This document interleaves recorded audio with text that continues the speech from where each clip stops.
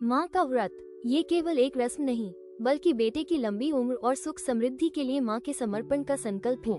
आज हम जानेंगे जितिया पर्व के बारे में, जहाँ आस्था, त्याग और मातृत्व एक अद्भुत रूप में मिलते हैं। जितिया व्रत को जीविपुत्रिका व्रत कहा जाता है। यह मुख्य रूप से बिहार, झारखंड, उत्तर प्रदेश और नेपाल में बड़ी श्रद्धा से मनाया जाता है। इस व्रत का उद्देश्य होता है संतान की दीर्घायु और सुख समृद्धि। विवाहित महिलाएं अपने पुत्रों के जीवन की रक्षा के लिए ये कठिन व्रत करती हैं। हर साल ये पर्व आश्विन मास के कृष्ण पक्ष की सप्तमी से नवमी तिथि तक मनाया जाता है। इस वर्ष 2025 में 13 सितंबर शनिवार को नहाय खाय होगा। 14 सितंबर रविवार को अष्टमी तिथि पर मुख्य जितिया व्रत रखा जाएगा। 15 सितंबर सोमवार को व्रत का पारण किया जाएगा।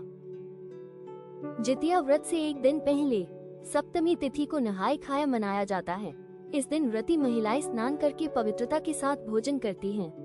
नहाय खाय के भोजन में खास तौर पर मडुआ की रोटी, नोनी का साग, दही और चूड़ा खाया जाता है। ये भोजन शुद्ध, सात्विक और ऊर्जा देने वाला माना जाता है। अष्टमी तिथि पर ही मुख्य व्रत रखा जाता है। इस दिन महिलाएं निर्जला व्रत करती हैं। इस दिन वे भगवान जीमूतवाहन की पूजा करती हैं। सूर्योदय से पहले सात्विक भोजन और जल ग्रहण किया जाता है। इसके बाद पूरा दिन बिना अन्न और जल के व्रत रखा जाता है। कभी कभी तिथि और समयांतराल के कारण यह व्रत 36 घंटे तक भी चल सकता है। नवमी तिथि को व्रत का पारण किया जाता है। व्रती महिलाएं नवमी तिथि पर व्रत खोलती हैं। पूजा अर्चना और संकल्प के पश्चात अन्न और जल ग्रहण करके यह व्रत पूर्ण होता है। यह व्रत न सिर्फ संतान की रक्षा के लिए है, बल्कि यह माँ की असीम शक्ति और त्याग का प्रतीक भी है। समाज में इसका एक संदेश है कि माँ अपने बच्चों के लिए हर कठिनाई सहन कर सकती है। इस पर्व का उल्लेख महाभारत और पुराणों में भी मिलता है।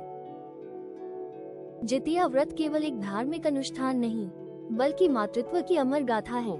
ये हमें याद दिलाता है कि माँ का प्रेम और आशीर्वाद ही संतान की सबसे बड़ी ढाल है।